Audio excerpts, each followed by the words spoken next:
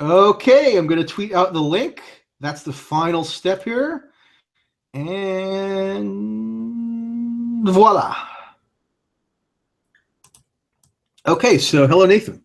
Hello. Thank you for joining TYT Politics YouTube Hangout Extravaganza something. It's a pleasure to be part of your extravaganza. Okay, so Nathan and I have worked together on his very incisive and refreshing new magazine enterprise called Current Affairs. I'm going to hold it up. Here it is, the latest issue, the latest edition of Current Affairs. Indeed, and I have an article in that issue. Can you confirm that? I can confirm that Michael Tracy is the author of How Pundits Keep Their Jobs Despite Being Wrong Over and Over, which is How the Press Failed You subsection, in which we review the colossal failure of the mainstream media over the course of the 2016 election.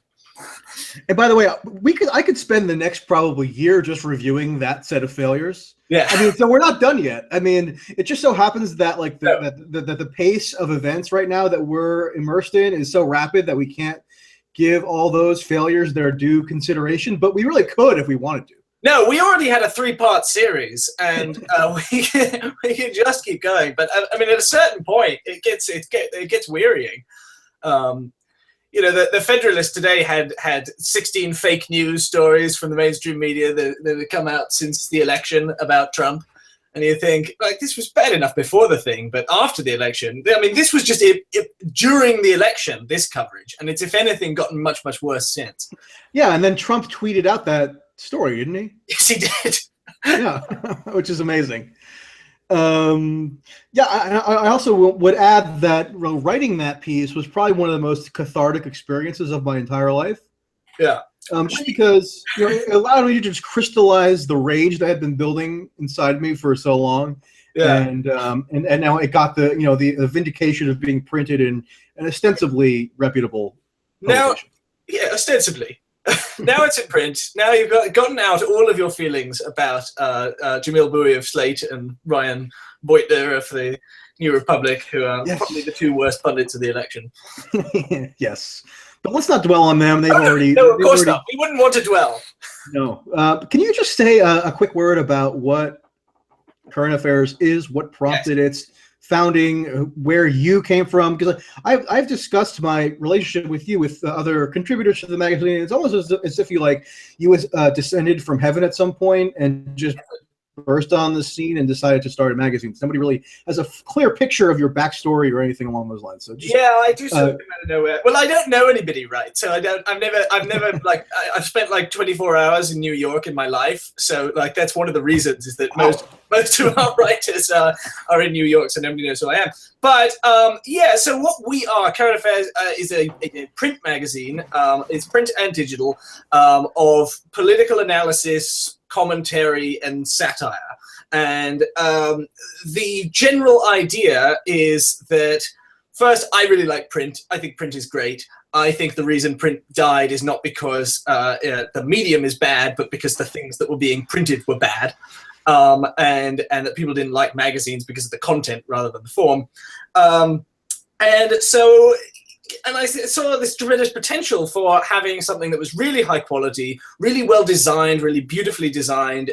What Jacobin did was very impressive, right? I mean, they really proved, and we just basically copied their model, right? Which is the combination of print and digital, and you can do it really easily, as it turns out right now. I mean, we've been going for a year. We started about a year ago with a Kickstarter campaign and got $16,000 on Kickstarter from 200 something people. Well, now we've got thousands of subscribers. We're in 40 states. We're in 9 countries.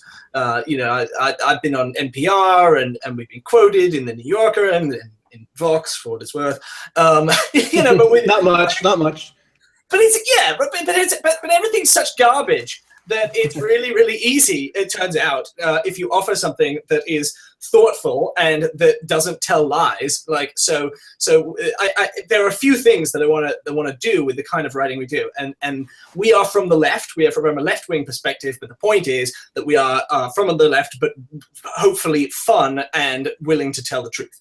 So, and here's another thing. So there are people who read various current affairs articles and share them approvingly, who are very much not of the left, but nevertheless acknowledge that the point of view being represented there is at least in good faith, or it doesn't seem to be riddled with lies and misrepresentations. So there's an audience out there that's yearning for that tenor of and tone of coverage and writing and analysis. And they don't necessarily have to be in firm agreement with the ideological commitments of the magazine in order to be appreciative of it.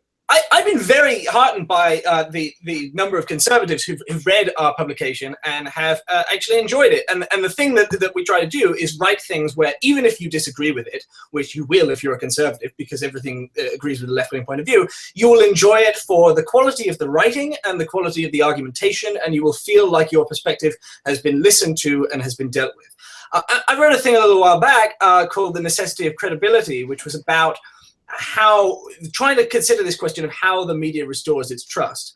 And one of the things that I think that people on the left really need to do is build independent media institutions that don't shoot their credibility in the foot by saying things for partisan reasons rather than because they're true. We should be committed enough to our values and confident enough in our values to where we're not afraid of things that seem not to fit with our values. So I mean, the reception from conservative, sometimes like Mike Cernovich said he praised current affairs, and that was embarrassing. So we immediately had to trash him. So you know, I'm not. We are a committed left-wing publication, right? But hold on, that shouldn't be embarrassing, right? I mean, you're not endorsing Cernovich. Hold on.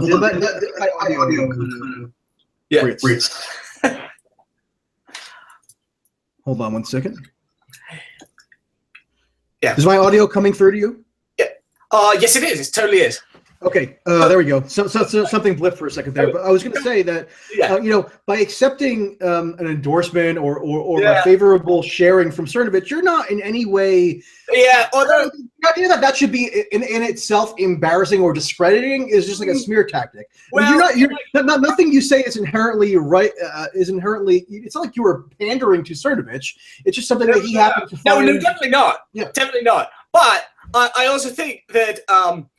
If there's something where if we're doing our job correctly, certain people aren't going to like us. Like Ross Douthat liked one of our articles and posted one of our articles, and I thought, okay, he should not like us. We should be trying to get ourselves to the point. But on the other hand, Ross Douthat has actually written a column where he praised Jacobin and the New Inquiry and some other publications. Yeah, so he has. I mean, and I enjoy mocking Ross Douthat at times too, but he actually is one of the more perceptive New York Times columnists. So Ross has some integrity. I do want to piss him off at some point, though.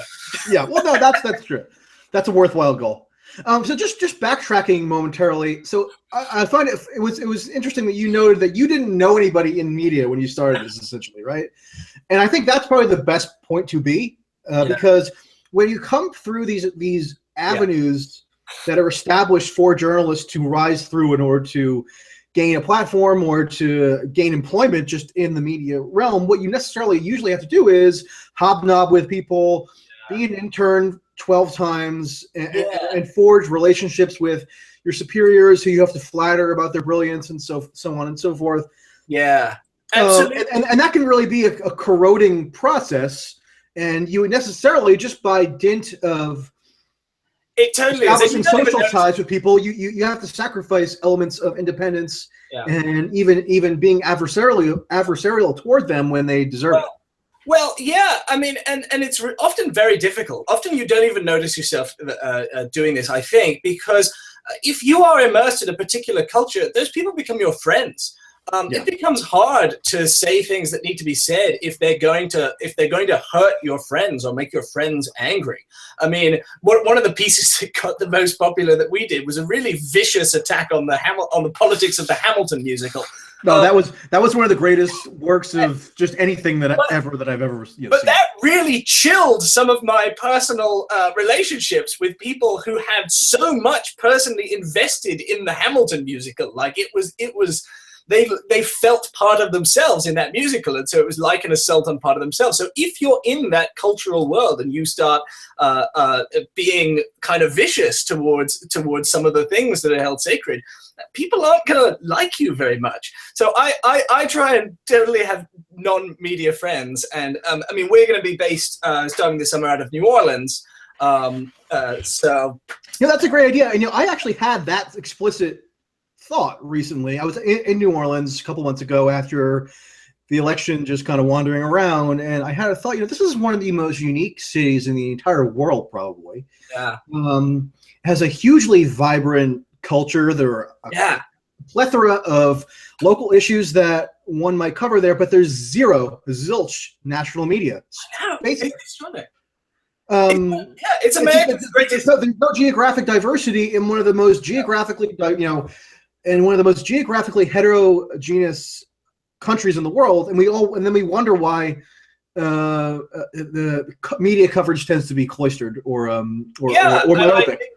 With the disappearance of a lot of local papers over the course of the last 20 years, the media jobs have migrated to the coast, and there's really nothing left, and you miss. No wonder they have no idea what's going on in the rest of the country, because there's nobody there who's in media. So, but New Orleans is America's great cultural city to me. I absolutely love it, and building a vibrant media scene or building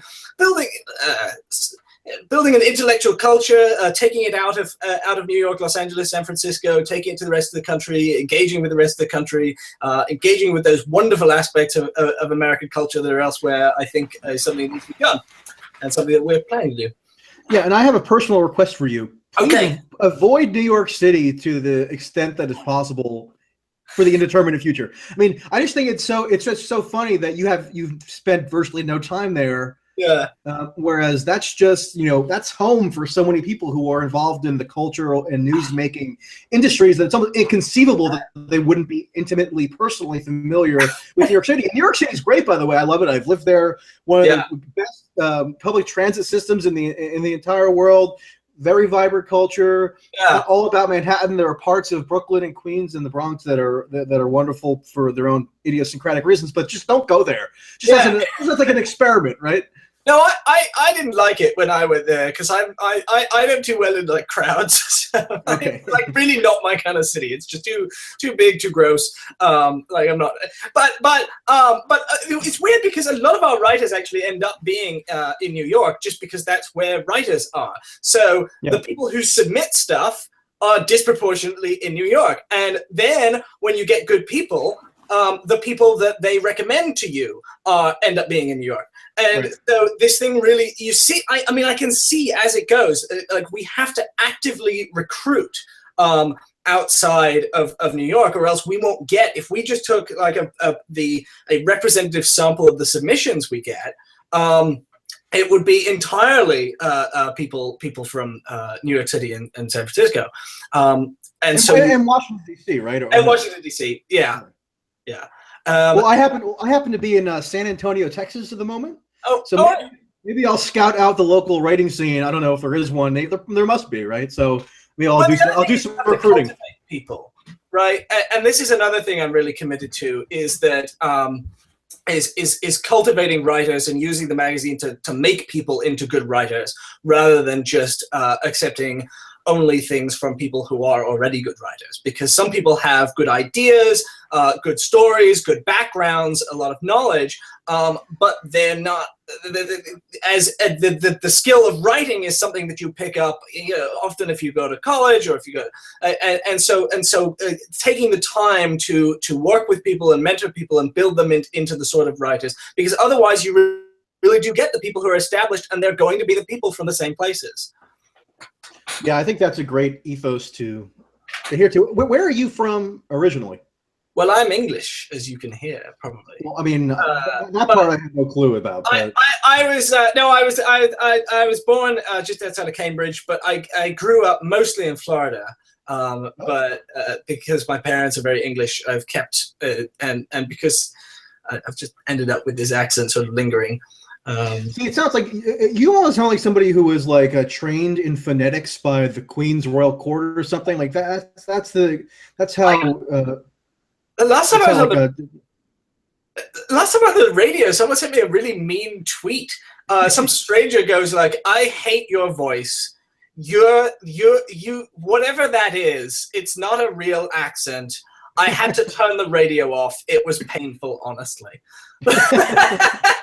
It's just so mean.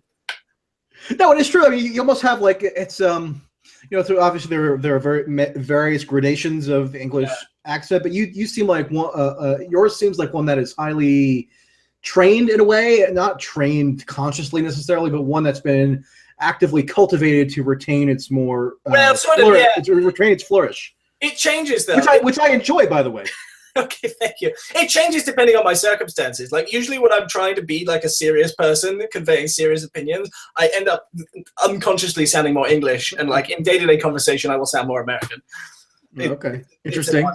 I wonder what that says about your psychology. Has it ever been examined? Well, some inner part of me like knows when becoming slightly more English conveys like a weird series of advantages, because Americans add 20 IQ points to you if you it's true. British accent, which many English intellectuals have come over here and taken full advantage of. Yes, Christopher Hitchens being one of the premier examples, and it worked. We're going to discuss soon, I believe. Yes, so that's actually a fascinating transition point to the central impetus for our conversation is this gentleman, Milo. Okay, so this is fraught territory, as you and I have discussed off video in the past. Okay, so here's basically my nutshell version of this. Okay. Milo is a performance artist. He is somebody who is pretty intelligent. Obviously, he knows how to write. He knows how to speak in a compelling way. Yes, and he does so in a very compelling English accent. Okay, so these are skills that he has marshaled to create this new persona, whereby he has kind of identified a particular mode of right-wing politicking and punditry that is especially salient right now among probably younger reactionary right-wing types. He first perfected this form during the Gamergate saga, right, which I really do not want to relitigate here now at all, because that'll like drain the energy away from me. I'll just collapse in just desperation. But here's the point. So I think for a long time it was okay to just sort of ignore Milo, from your and my perspective, not make it too much of a big deal out of him, and not inflate the influence that he wields or the power that he possesses. But now it's gotten to the point where literally him just appearing at a college campus to speak, which he did last week at UC Berkeley, provokes a literal riot. And now I don't like to use the word riot because it's fraud. There's a lot of weird political connotations. Right. What happened at UC Berkeley could be reasonably described as a riot when people are getting attacked. When there's tens and there were fires, huge property damage. So to start, does that seem like a reasonable summation of what we're dealing with? Let's be fair, because a lot of the peaceful protesters from outside of that event had complained that it was this very coordinated group of masked anarchists who swept in intentionally and broke it up, and so it's not like the whole campus burst into a riot. There were a group of people who were intent on inflicting property damage. In fairness to the other students of UC Berkeley, and that's often a dynamic you see at protests. Like I can remember that happening during Occupy Wall Street, even during the Democratic Convention this past summer in Philadelphia. It was overwhelmingly peaceful, but there was a tiny group of really kind of fervent anarchists who snuck in and trying to cause mayhem.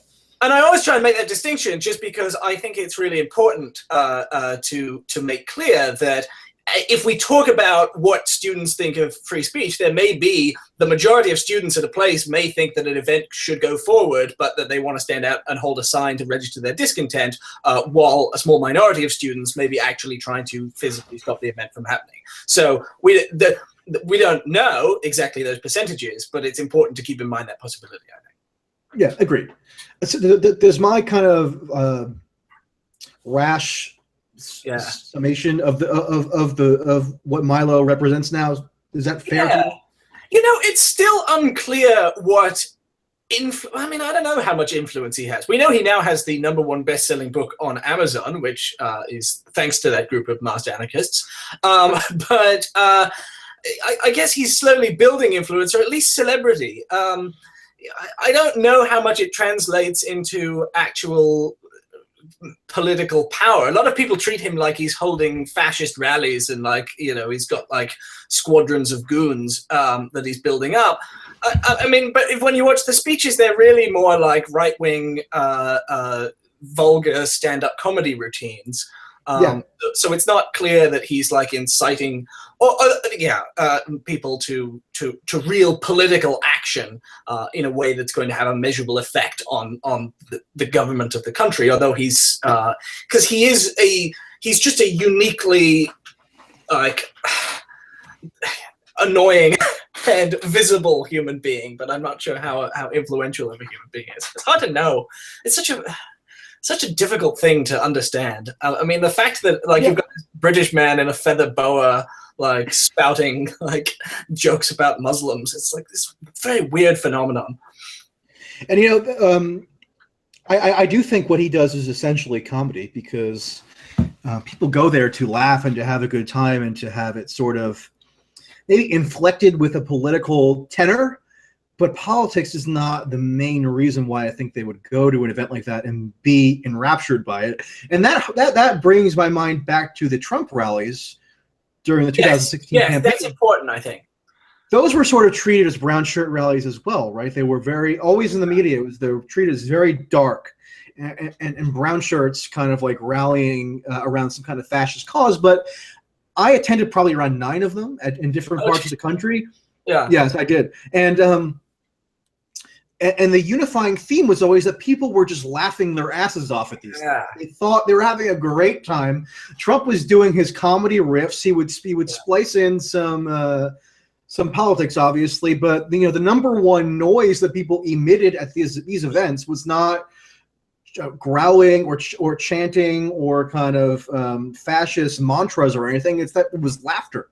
Yeah, Trump is funny, and people didn't really recognize that Trump is funny and that Trump is an entertainer and a performer, which is what Milo is. And that's what happens when you watch his actual rallies in full. You notice that a lot of it is jokes about the awful other candidates, you know, his making fun of Marco Rubio sweating or whatever. And it was entertaining, and people felt very positive emotions. At the same time, it's weird because it does sort of burst into the darkness then briefly, because like at Milo's events, people then start really chanting USA, USA, USA, and like after he like kicks out some like protester in a hijab, and like there's this really, and I think the same is probably true of the Trump rallies, when like he would kick out the protest and they'd be dragged out and everyone would boo, and there is sort of this odd mixture. Like Milo's events, like.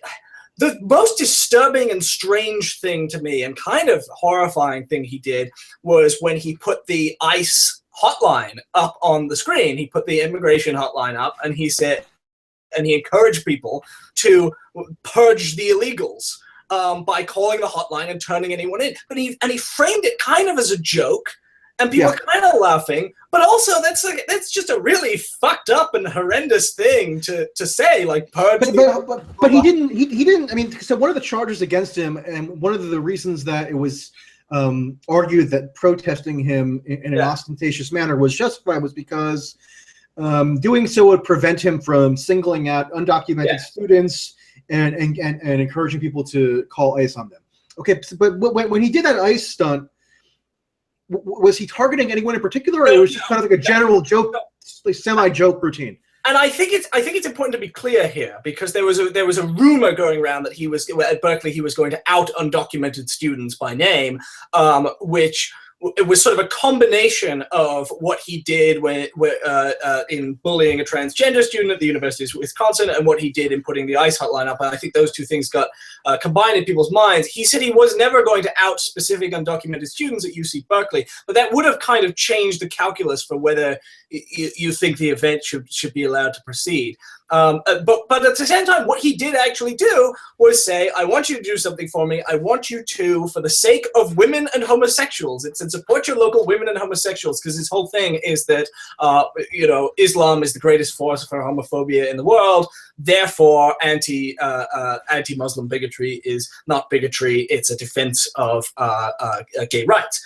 And so he said, if you support gay people, I want you to turn in any undocumented person. So it's a really horrendous thing to do, and he plays it half as a joke, half not as a joke, and then he moves on to more jokes that are lighthearted and are actually funny. And then that's the thing, and this is what people didn't get about Trump for the longest time, right? Humor is an incredibly powerful political weapon. Yeah. Because when you deploy it effectively, there's always sort of an ambiguity as to whether what you're saying is meant as an actual sort of political directive or call to action, and what is meant sort of sarcastically or jokingly. Yeah. And just that ambiguity itself is a potent dynamic, right? Because it just kind of gets people involved in this sort of weird adventure or something with you. And I think when you have an outbreak of a virulent USA chant at a Milo event, I don't think it's totally... It's sort of meant half sarcastically, right? It's like yes. it's almost like an inside joke in a way. But only in the same way that like so much of Trump stuff was like half sarcastic, but then like now he's the president. So it's like at a certain point, like what like we are what we pretend to be, and like there's no distinction between the act and the reality. If the reality like ends up having consequences, like it's an only like if people then do actually go out and turn someone into ice because Milo put the number on and goes, no, I'm serious, I want you to turn people into ice, then it's like it's not really a joke anymore, even though he's doing it in this ridiculous police uniform and the handcuffs on the screen are like pink and sparkly. So and then it also raises the question, and this has been part of the debate that's been raging about whether it makes sense from a utilitarian standpoint or from an ethical standpoint to protest Milo. It's just like, so let's say that Milo really was intent on encouraging people to call ICE and report undocumented students. He wouldn't need to do that in person at some kind of, over the course of some kind of stand-up comedy routine, right? He just got on the internet, or got on Breitbart or someplace and encouraged that. So you're not, by protesting his event, you're not necessarily preventing him from doing these things. The question is there an added salience to him doing it in person for some reason that would justify the physical protests? Because it can't solely be about preventing him from doing this ICE because it wouldn't have prevented it. I mean, I think it's hard to know. There are suggestions that it adds some sort of vague legitimacy to him, that it helps him grow as a figure to him. But as you say, like if you're doing the utilitarian calculus seriously, you may say, well, there's a certain added potency it gets from being in person. But at the same time, if you are serious about that utilitarian calculus, you have to include the publicity value that he gets from shutting down the thing. From your having prevented the event from occurring. You can't just pretend that result is not a direct that is also not a direct consequence of your actions. And I think if you do care about weighing consequences, and if you think he's a person who is building a fascist movement, you have to think, well, what is the actual effect of what I am doing on the building of the fascist movement? And disrupting the events is giving him a line for the next events and sending the book sales skyrocketing, and it'll bring him like 10 new bookings things and appearances on CNN and Fox and editorials and Breitbart, and it's just, I think, a colossally misguided tactic. I can see arguments against it, but you have to take seriously the possibility of feeding into the thing, especially because he's said that this is what he wants people to do, because he said that he benefits from it.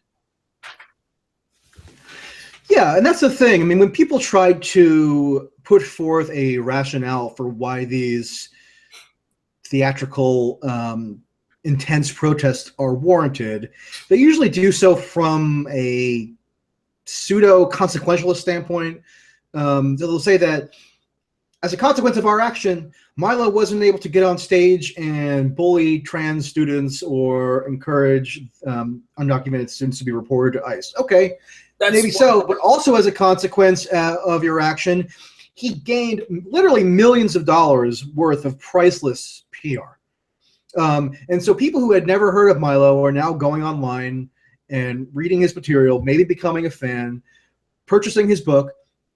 So when people just roll their eyes at that counter argument and totally dismiss it, it leads one to believe that their aim in protesting Milo was never purely consequentialist. It was, I don't know, maybe theatrical in nature. They felt some kind of self-fulfillment from doing it. It was just they wanted to be involved in the fray, right? But also, like, I'm sympathetic to people who are selective consequentialists, because, like, very few of us think that seriously about the many of the moral propositions we make, and it's easy to see, like, oh, we shut down the event without thinking of the other thing. So I don't necessarily think it's like purely self-interested, but I do think, like, you just have to start thinking about all the consequences instead of part of the consequences, because it just infuriates me, because I detest the guy. He really annoys me. And so it's been making me progressively more and more angry, watching him get more and more fame, and watching a lot of people, when I watch the videos of his events, because I watch them for some reason, and you see a lot of people in the audience, and some of them are in their red hats, but some of them are clearly just students who were curious, who went along to the thing because they'd heard of this controversial speaker. And you can tell that those students, you see them kind of nodding, and you see them going, my God, yeah, when he says that the left wants to shut down free speech on campus, yeah, that seems kind of reasonable. And because he'll say, look, they're trying to stop me because they don't want you to hear my ideas. And they'll go, they don't want me.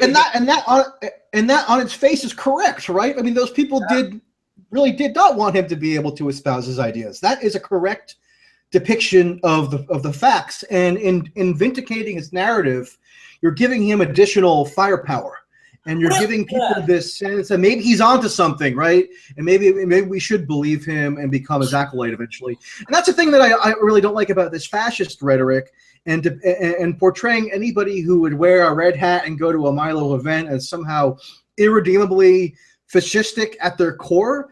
No, they're probably like 20-year-old curious college students who are very malleable and would be open to alternative argumentation, right? But this idea that Milo can ever be engaged or debated is seen as normalizing him or tacitly abetting him. Yeah. So it's forbidden to ever engage him, because that's seen as, helping him in a way. And that's another fallacy that I see constantly being espoused. Yeah, there's something a little frustrating too, though, because Milo says to them, well, they're afraid of my ideas. They want to shut down my ideas. And we say, oh, well, it's clear they do want to shut him down. It's not quite true that they want to shut him down because of his ideas necessarily. The reason that he's the most controversial person out of all conservative speakers is not because his ideas differ that much, but because he deliberately calls people cunts and and attacks Muslims and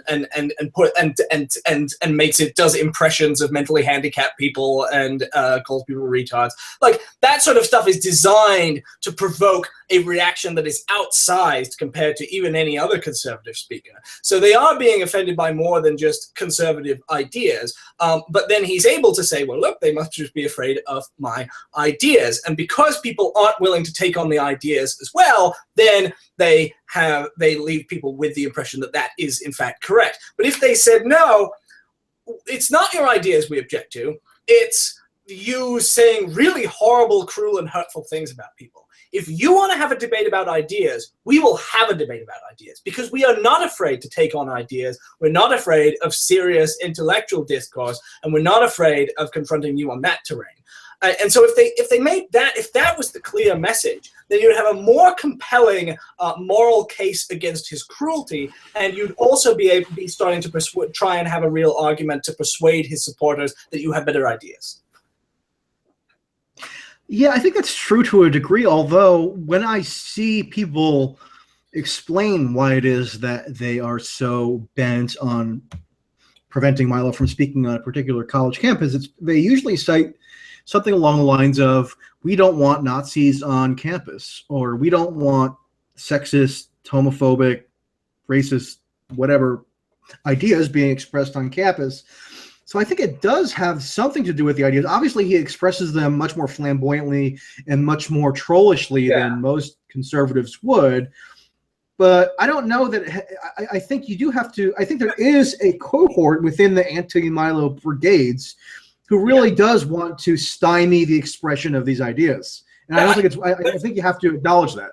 That's certainly true. No, that's certainly true. And conservative speakers who are not Milo, who don't use the kind of rhetoric that he does, they get protested too. They get shut down. And that is there is a problem with the fact that conservative ideas aren't engaged, but stifled.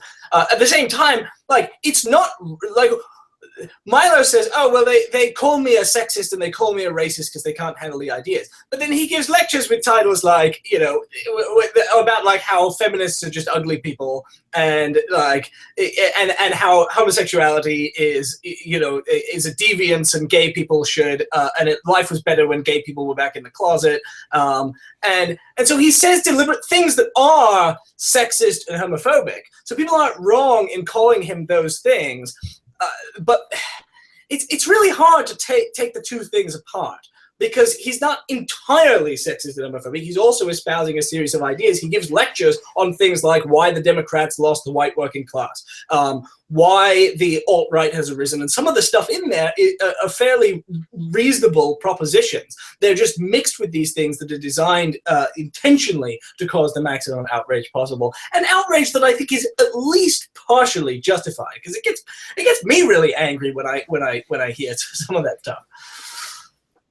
Yeah, there is a partial justification there, but then the question becomes: is going out and protesting, and even if it's earlier we were careful to make the distinction between the small subset of black bloc anarchist types who would infiltrate a protest and try to turn it violent, versus the vast majority of nonviolent protesters who would show up to an event like this and air their grievances. But that raises the question, what about the nonviolent protesters as well? I mean, just them, let's say that there was no violence at this Berkeley event. Even if there was a huge protest, which maybe resulted in the event being canceled for security concerns or whatever, or even caused a disturbance, the utility of doing that has to be assessed too. Yes. Because that also gives him added publicity and bolsters his message. So as incensed one might be by one of his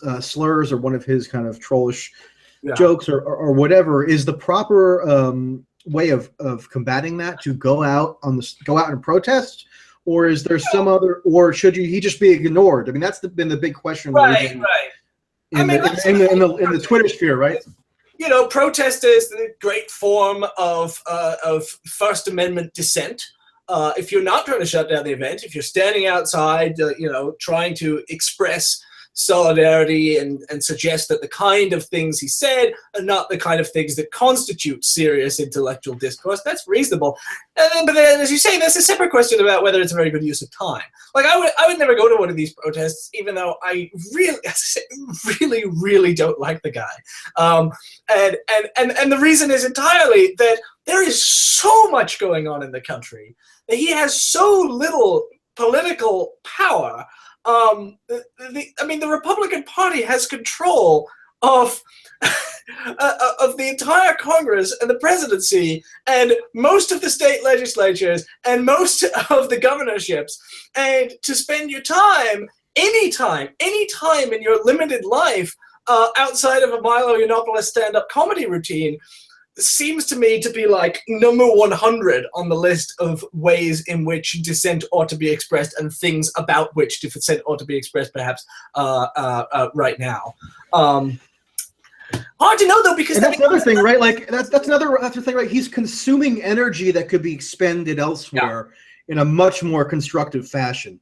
So by encouraging these protests or by withholding criticism of them from a tactical standpoint, what you're doing is sort of tacitly allowing for the misdirection of energy that really could be channeled into a much more productive direction. And that's what Li Fang just got done doing over the past couple of days, and he's been pilloried online for it. Yeah. But what he simply said is that you're exalting this sort of phony villain in fixating on Milo. He doesn't wield any real power.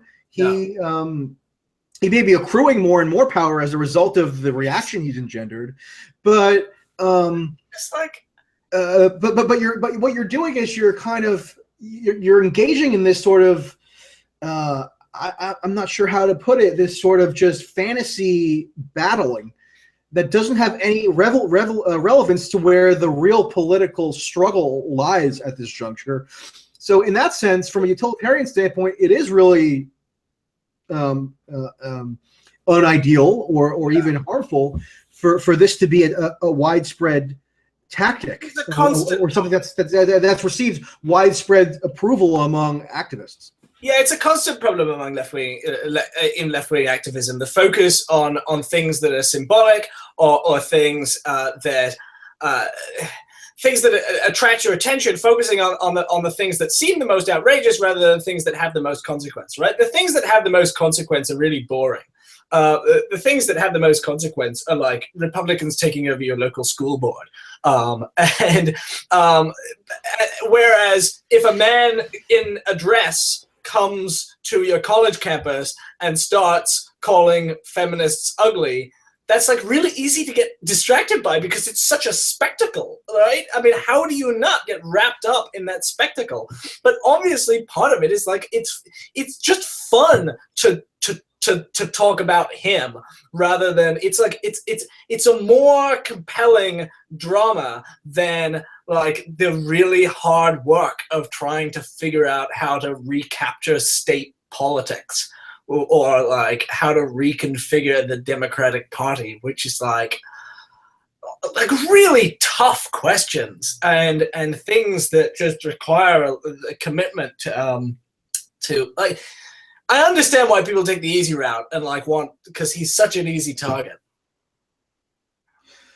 Yeah, and can we also just linger for a moment on the question of whether he is a Nazi?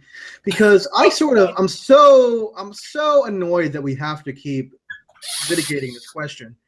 But I see just these flippant references to him as a Nazi, as if that is just self-evident, right? As if the term Nazi isn't the most incredibly loaded term you can affix to someone, and as if all right-minded people just agree reflexively that yes, Milo is a Nazi. And I just, for one thing, if he really is a Nazi, that would have to be argued and established beyond a doubt for me to accept that. Yeah. Maybe that can be argued, but I just don't see it being argued very much. I just see it being asserted. But aside from that, I just don't think that Nazi is the correct term for this person. I think he can be bad and he can be risible without being a Nazi, and it makes sense to maybe try to come up with an alternative label for what he represents, but people get so wedded to this term because it then justifies all manner of rash behavior. Yeah, and one of the things that I really don't like about singling out Milo as a Nazi is that, like, essentially the political positions that he advances are the political positions of the contemporary Republican Party. And, like, he says intentionally incredibly offensive things, but if you look at the where he is on the political spectrum, he's a Republican, essentially. And, like, the enemy that we're fighting is and not that different from a Bush era Republican or a Reagan Republican. And same is true with Trump. When people say Trump is a Nazi, like, Trump is just an American capitalist businessman, and, like, that's bad enough. Who's rough around the edges, right? What, pardon? Who's a little rougher around the edges, maybe. But, like, he's not that much. When you single out those people as uniquely fascistic and as being Nazis, you don't necessarily make it clear how bad they are. You almost allow mainstream Republican politics to seem way comparatively less bad. And I'm kind of worried about that with Trump, right? Because people portray Trump as this unique kind of villain.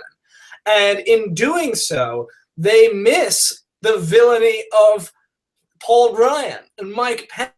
Right. And I because think if Trump is a fascist, Paul Ryan then becomes this benign savior figure. He's fantastic. We want Mike Pence. We want Trump to be impeached because we don't think Mike Pence is a fascist or a Nazi, apparently. And it's ironic because, you know, on foreign policy, Trump is probably much preferable to Paul Ryan. On social spending, he's probably much preferable to Paul Ryan. Yeah. Trump has always argued that entitlements should not be cut, and that's like the central. That's what gives and cutting entitlements is what gives Paul Ryan's life meaning. Yeah. Medicare and Medicaid have much better hope under Trump. Another thing that's weird. Yeah. Yeah, they much better hope. Those programs have much better hope of being preserved under Trump than they would if Mike Pence were president. So, I mean, yeah, Trump is a uniquely unpredictable and possibly unhinged person. So, foreign policy, he may be more dangerous. We don't know.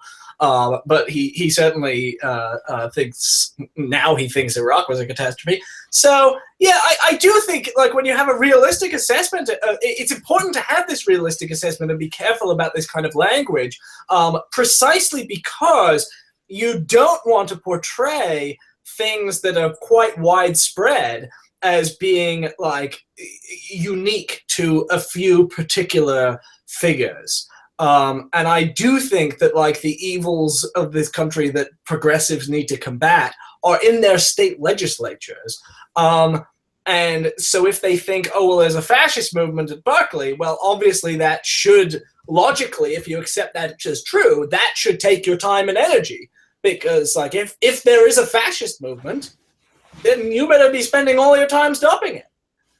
And you've written about this too, the fact that, like, if something is fascism, it has implications that you have to follow through. Right.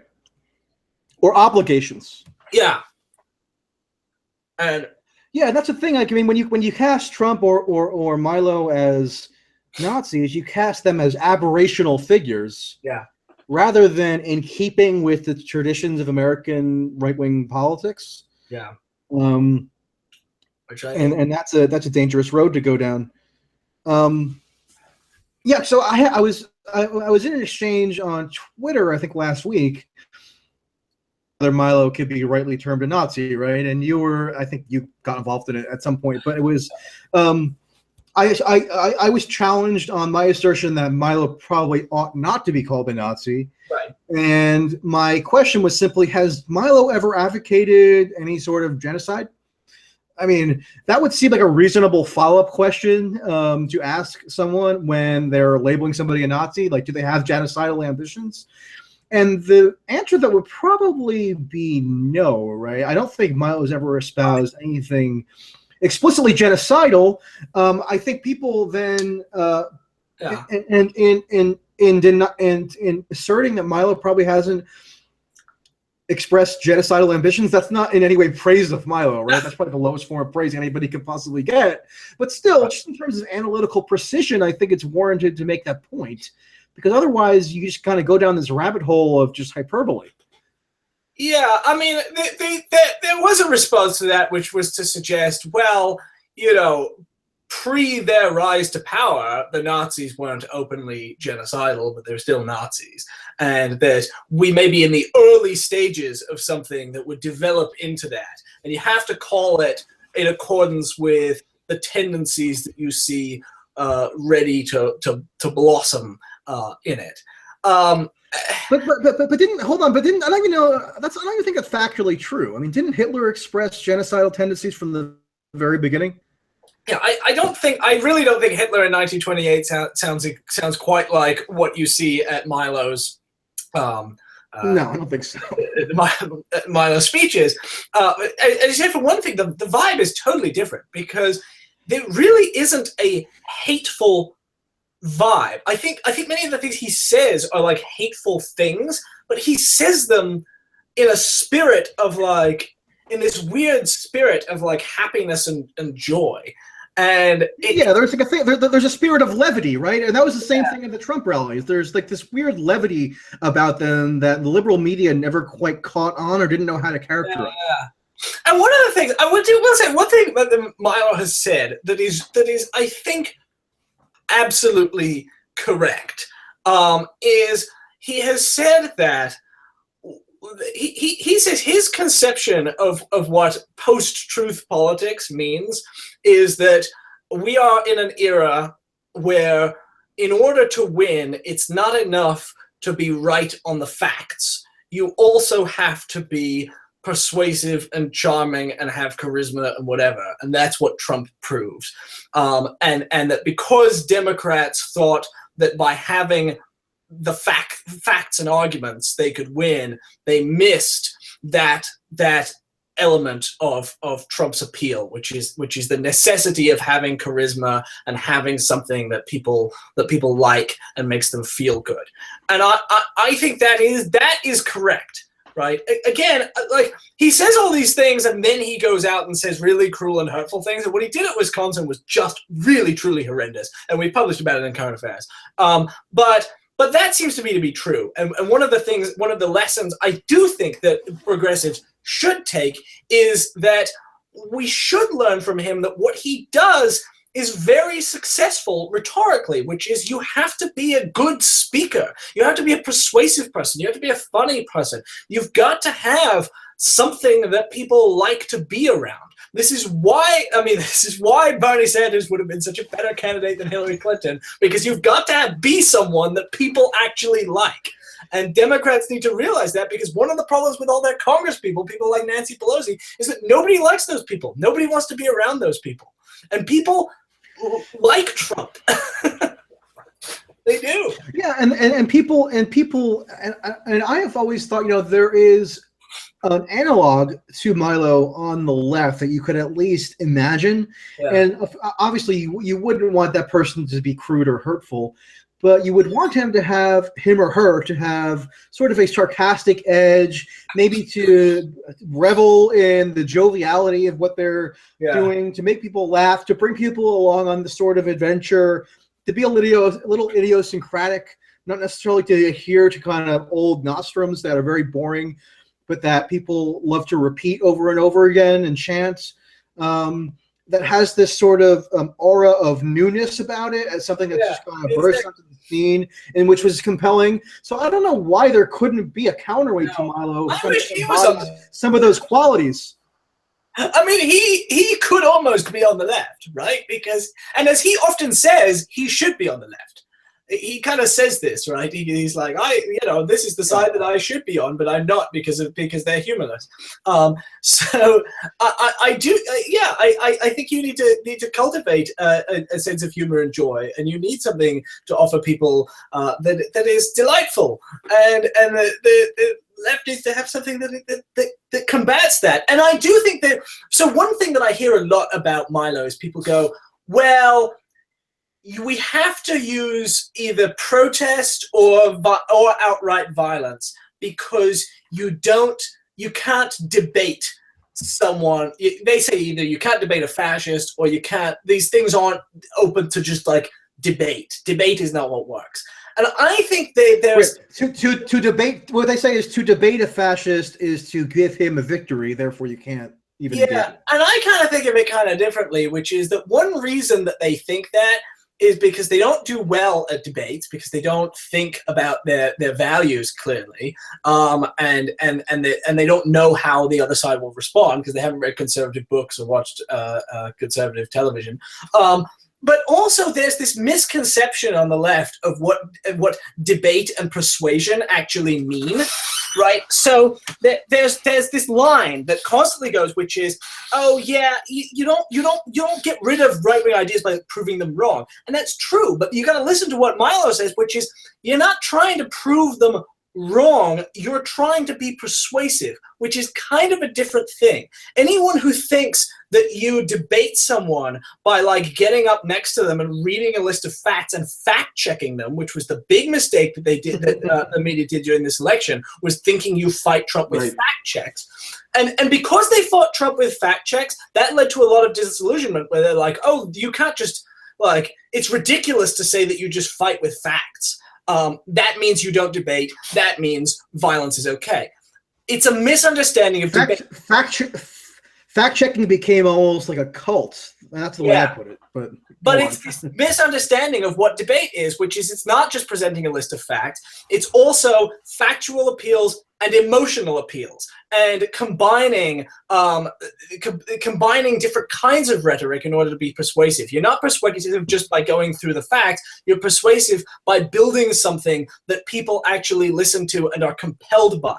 And Hillary Clinton's debating style is like, I'm going to go through the facts and I'm going to prove you wrong. But that's not how you win debates. You don't win debates by going through the facts. You win debates with better rhetoric, better persuasion. And that's the thing. A lot of people on the left, maybe who could be put forward to provide a rebuttal to Milo, a lot of them are mired in very tired sloganeering. I often find they resort to cliches. Often these cliches have to do with identitarian topics. And not to say that identitarian topics shouldn't be discussed and discussed forthrightly and even tenaciously, but I think people are a little weary of being lectured to on these topics in a very predictable sort of tone. They're sort of sick of the tinge that often accompanies these discussions. I mean, I think they ought to be discussed, but the way that they've been discussed recently, it's just very off-putting for a lot of people who otherwise might be receptive to the ultimate message. Yeah, that's the thing. Like, I think it's very important here that you don't have to change your values. Like, if your values are, we oppose oppression wherever we find it, we oppose human suffering, we want to make people better off, we don't like discrimination. Those are perfectly sensible values, and you don't have to give any of those up. But there's also a question of whether you have lapsed into saying things that like, if you are just issuing slogans, if you are just talking about oppression and ending hierarchy and ending systemic racism, and that doesn't. I mean, I've written about this I just wrote a book about Trump, and one of the things I write about is the way that like systemic racism as a term and things like that have become just words, and we have failed to convey the reality of what that means to people. Like, if you convey the reality of what it means to be a trans person who is bullied and harassed, instead of just using the word transphobia, but convey the reality of what people's lives are like. If you convey what it's like to be a black man systematically denied a job when you have the same resume as white men, right? That's a real description of systemic racism that people can feel, people can understand. But when things just become terms and their human content disappears, they become less compelling to people, and your values sort of just become a series of cliches.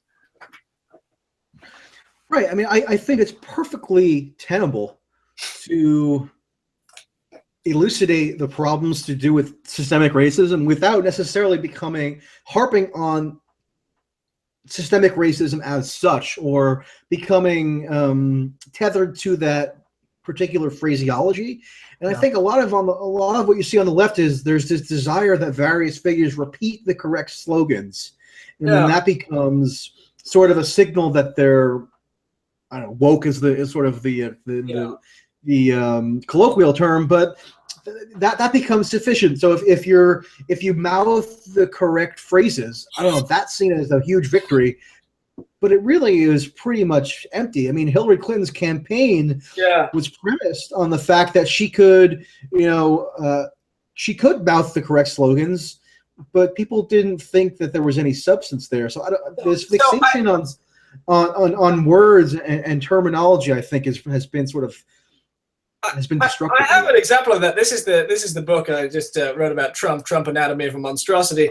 And in fact, I have an example from Hillary Clinton's campaign where she sent out a tweet where she used the language of intersectionality. Right? She said, "Yes, that was the best tweet of 2016. It was like this very convoluted chart that nobody could get unless you studied you got a master's degree at Brown." Yeah. Flint's water crisis is an example of the combined effects of intersecting issues that impact communities of color, right? And then she has an incredibly complicated chart from pollution to poverty to a bunch of other stuff. And then she says we face a complex and intersectional series of challenges. And you think, like, what is someone supposed to take from that? Like, everything is complex and intersectional. And you're like, but they're also like a bunch of people. They're also like a cohort of people in the academy who are like just screaming with adulation when they see that. I mean, they're so excited that she repeated the Kimberly Crenshaw intersectionality theory, even if there's nothing substantive. Oh no, but there was also then immediately she got critiqued for improperly using intersectionality, because of course this is she appropriated it. Well, she misunderstood. There was like something where it's like, does Hillary Clinton quite understand the concept of intersectionality? And it's like, but the real point is, and this is why I love Bernie Sanders, is like, you have to convey things in clear language that speaks to people, and you don't have to change the underlying thing that you're talking about. She's talking about the Flint water crisis, right? The Flint water crisis is something that happened, that happened to black people because they were black and because nobody cares about the water quality in black communities. Which is what you can say. You can say that. You don't have to say intersecting issues impacting communities of color. No, you don't. And actually, Trump, during the general election campaign, this wasn't very well covered, but he did actually he visited the Flint water processing facility or something and had a photo up there. And that was one of his big events of the day. I think it was in September or something, but that was totally ignored. And the fact that he was, that Hillary didn't have a good response to that, or it wasn't seen as on its face absurd that Trump could do that with any kind of credibility, just spoke to the fundamental vapidity of her campaign. Right? The whole campaign. The fact that her rebuttal would have been tweeting out an even more convoluted flowchart or something. Oh, I know, and we know this because when people talk to voters, they said they literally had quotes. There were quotes in the articles where people had talked to voters, where voters would go, I literally don't understand what Hillary Clinton is saying when she talks, and. Well, that's a serious problem. That's not like I disagree with her, but like I understand what she's saying. That's like she doesn't saying have no meaning to me. And black voters in the Midwest were probably the crucial demographic that caused Hillary's downfall, right? And that was the demographic that Trump was explicitly targeting when he visited that Flint water processing facility. And lo and behold, Trump ended up improving on previous Republican nominees' performance among black voters, and I think even more so among black voters in the Midwest. It turns out that like churchgoers in Detroit are not particularly moved by your intersectional tweets. No. Who knew that was not something that actually made much of a difference to working class black people? And the New York Times, went to I think it was Milwaukee afterwards, and they talked to black voters who were like, "Yeah, I didn't vote because like Bill Clinton put me in prison." So, like, my cousin is still in prison. Like, I don't really like the Clintons because, like, I didn't really like that. That struck me as making me feel like Democrats don't care about black people, which is kind of true, honestly, if we look at the Democratic Party and we look at the history of the Clintons. Well, not that they don't care. Actually, black voters probably wield disproportionate influence within the Democratic Party coalition, at least when it comes to presidential primaries. It's not that they don't care; it's that they're taking it for granted, or they're not. Oh, they care about black votes. Right, they care about the votes, but they don't care about the voters per se. I don't doubt that. Okay, so let's wrap this up shortly. I mean, are there any final thoughts that you want to convey about Milo? I mean, or have we spent too much time on him already? Was this conversation a complete waste of time? No, I really want to spend less of my life thinking about Milo. I want to see his face less. I want to see him interviewed less. I want to hear his voice less, because I find what he's doing really obnoxious, right? For a number of reasons. And I think he's wrong on the facts. He's wrong on the ideas, and it frustrates me to no end that he can to have him be kind of right that people are trying to shut him up and that they won't have a serious debate with him on the facts. Someone needs to call his bluff on that. I really wish we had someone who would stand up and go, okay, look, Milo, you want to debate ideas? Let's discuss ideas. All right, let's have a real serious debate about your ideas, and actually win that debate. The problem is, even if they did that, they'd probably lose because he's very good, and we don't really have a coherent sense of what the left stands for, or a coherent response to a number of those critiques about things like why the Democrats lost the white working class. So he exasperates me, and I wish there were a very powerful left response to him. And that's the thing, it's depressing. I can't think of anybody off the top of my head who could effectively counter him, who would have like the proper theatrical flair and would have the quick wit to really provide an effective counterweight to. Well, I just can't. Can you think of anybody who? No, I can't.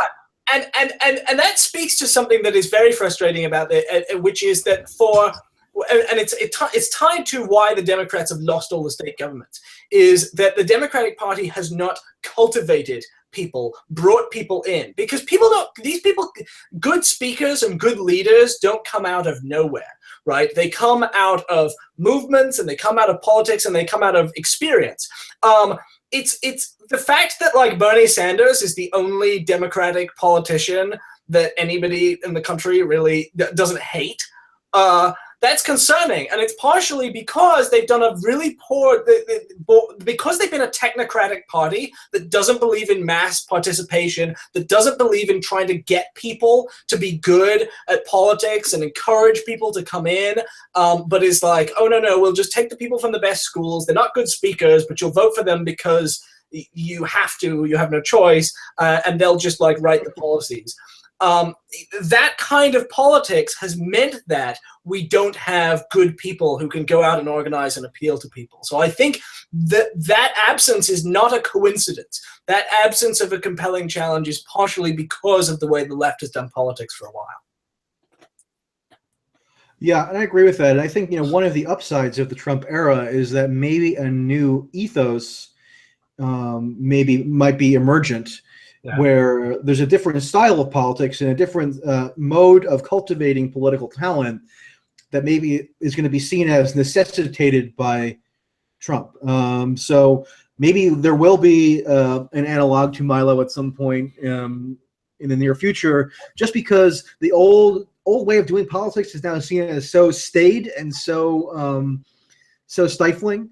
That you do see new iterations of politicking emerging So maybe that's something to look forward to. It's a moment of tremendous open possibility, and the only question is whether we'll be able to take advantage of it, or whether the the forces in the liberal establishment are going to force the party to kill itself rather than change. Yeah. Well, on that hugely optimistic note, let us conclude. We did have a fair number of viewers who apparently stuck in through the entirety of this conversation, so thank you to the viewers. And this will be on YouTube. And everybody should check out Current Affairs. That's in the I linked to it in the description box. Currentaffairs.org. Subscribe to our print edition. It's very beautiful. A much needed source of rationality in these troubled times. I'd like to think so. Okay, Nathan, have a wonderful evening. Thanks, Michael. I love this. This was really fun. Yeah. Take care. Okay. See ya.